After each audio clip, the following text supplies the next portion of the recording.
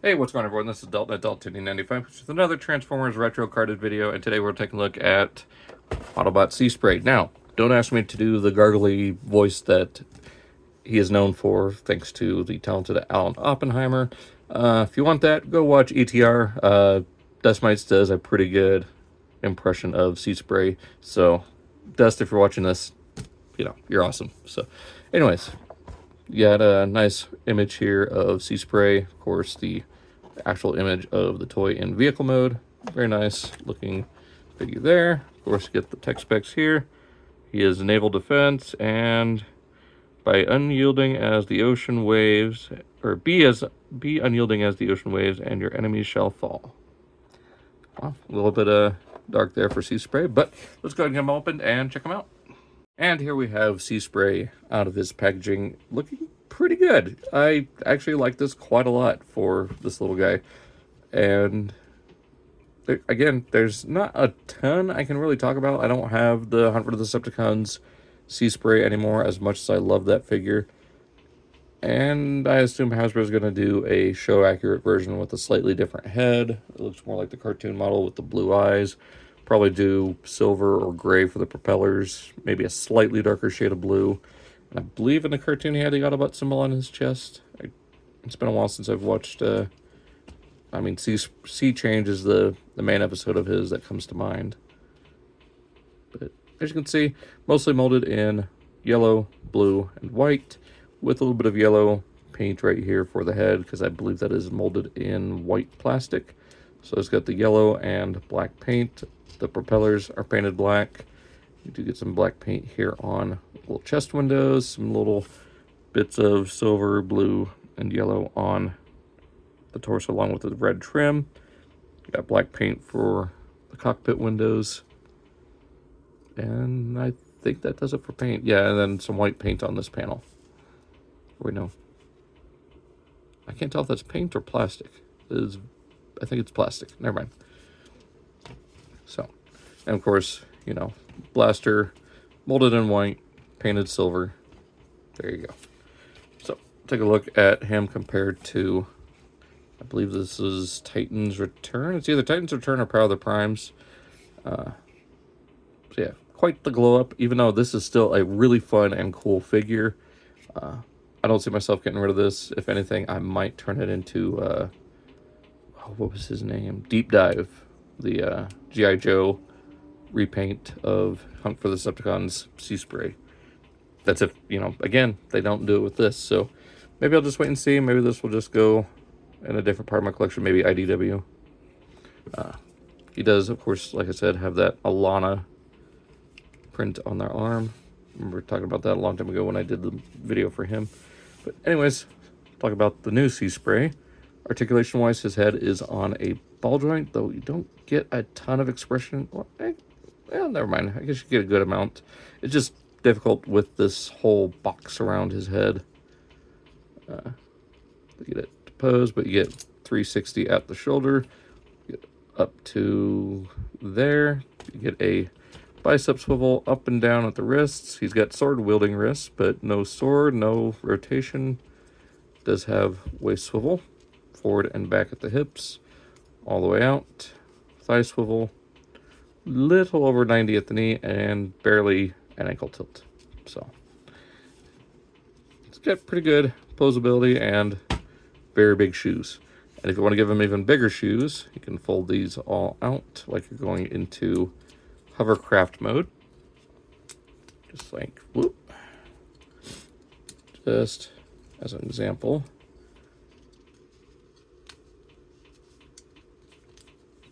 There you go. You can even give them bigger shoes. I think that might be something involved with the show accurate version. I can't remember if the toy or the cartoon had the bigger shoes. But just close that all back up. We'll go over this again when we get into the actual transformation back to robot mode. But I guess now's a good time to get into transformation to hovercraft mode. So we'll just remove his blaster, grab his arm, straighten him out, rotate 180 degrees, rotate his head 180 degrees. Go ahead and lift up this panel here. And just lift this whole upper torso section up and back. This will close up, hiding the face. Then we'll swing these sections around. Oh, actually want to swing these around first, like that, on both sides, then fold up this panel. I don't know why I keep forgetting that step. All right, so we'll bring this whole section up. We'll tab into these two side pieces, just like that. And from here, we'll push these sides down on those double hinges. Then we'll open these sections up, flip up these ports here and here. This part up, flip this part up, flip this panel out, flip this one out. Then you want to straighten this one to where it's going straight forward and back like that. Grab this section here, bring it back on a double hinge and actually straight down like that. It will tab into that section that gets created there. This panel here will fold in and tab into that side. And then this just rests along the chin section there. Bring this back, fold it down, tab that in, tab these sections together. We'll bring this whole waist section back, bring up the hips. You kind of want to bend the knees just a little bit so you can get access to these tabs going onto those spots there. Just like that. Bring the arm up. And those will just kind of tab in place there. Same thing here. Make sure it all comes together. And there, oh, and then rotate this section around. And there we have Seaspray in his hovercraft mode. We'll go ahead and plug the gun or the blaster right here. There's a port here and a post here. Just go right there, and you can still spin those propeller blades around. So, really love how they did the transformation here, especially for the feet becoming, I guess, the inflated tube that goes around the hovercraft. And I believe these are supposed to be the intakes that fill up this tube that makes it hover above the water. Like, he doesn't actually go into the water, yet he's talks like he's gurgling water all the time, which, I don't know, funny G1 cartoon trait. So let's go ahead and get the Titans Return version. So again, if they do a more show themed color scheme, I'm sure they're going to go with a darker blue, as well as, of course, either blue or gray for the propeller blades. But yeah, I still really enjoy this figure, although, you know, his head is far less hidden than this version. Whereas, you know, this one's actually tries tucking it away, even though, yeah, it's still obviously there. This one's just behind a panel like, oh, you can't see me. See, I can't see you, so you can't see me. So, oh, I still like how this vehicle mode looks. It is slightly more realistic, besides, you know, the robot head there. But, I don't know, this one is still a lot of fun being, you know, G1 themed. It would have been nice if they had added a couple of rolling wheels, like right here. They could have possibly fit a caster wheel here. Same on the shoulder section here, because it would be at the back of the shoulder instead of the front. Or even, you know, like one here in the waist piece, a couple up here at the front. I don't know. I don't know why Hasbro's staying so far away from caster wheels as of late, but it is what it is. So let's go ahead and get this guy back into robot mode. Again, transformation is simple enough. Just untab this, bring this down, bring the arms back out of the way, untab this whole section, bring it down, straighten out the hips, bring this out, gonna undo this whole section, straighten out the leg. Then this tab here, we'll just go into that slot there. This will close up here, and that will wrap around and tab in like that. This section folds back. This section folds back, and this one folds down and in to effectively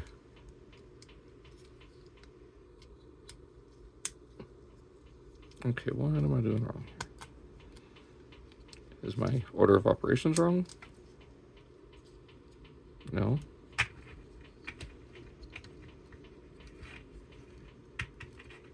There we go. I just didn't have that section folded back far enough. So I'll bring that back fully like that. Bring this back into there. Bring this whole section up first. Forgot to do that. Again, order of operations is not the best thing for me. Bring that down, cover that up. Straighten out the legs. Bring these section, actually no. Rotate this section down. Fold up these panels to form the torso. We'll open this up, bring these arms back up and around into their fully upright position. Bring this whole thing down, revealing the head. Bring that panel back up. This will all slide into place. That will close up, filling out his back. Rotate the head around and the forearms. And we'll give him back his blaster. And there is Seaspray back in robot mode. All right, so getting into final thoughts on Seaspray, figured I might as well get him into somewhat a similar pose as the box cert. But yeah, this is definitely a very fun figure, and again, another new mold for the mini-bots, which, you know, we're getting so much closer to completing all of our mini-bots. We still need, I mean, Wind Charger's up for pre-order, so he's technically already counted. But Power Glide, Tailgate, Swerve. I think those are the last three. Of course, we got Outback coming out. I believe he's already up for pre-order. So, yeah, just those three left remaining, which, you know, we should hopefully see Power Glide either this coming, or I guess at the time of this video. The time this video is coming out, this past weekend at MCM London, or in 2 months at the Cybertron Con Expo, I believe in China or Japan. I can't remember where that's at, but I don't know. Sometime very soon we should be seeing Power Glide. I cannot wait for him. Would love to see Rook get a new toy, maybe out of the possible toy version of Wind Charger. We'll see. Who knows? But that's pretty much it. So I hope you guys enjoyed this video, and hope you guys look forward to the next one. Of course, Alan and I are going to be talking about the stuff that happened at TFCon and MCM London this coming Friday, or this coming Saturday, actually, after Halloween. So this video should be coming up a couple days before Halloween. Not a very good Halloween video, but I have something in mind for that. So hope you guys all enjoyed this video. So long. Take care.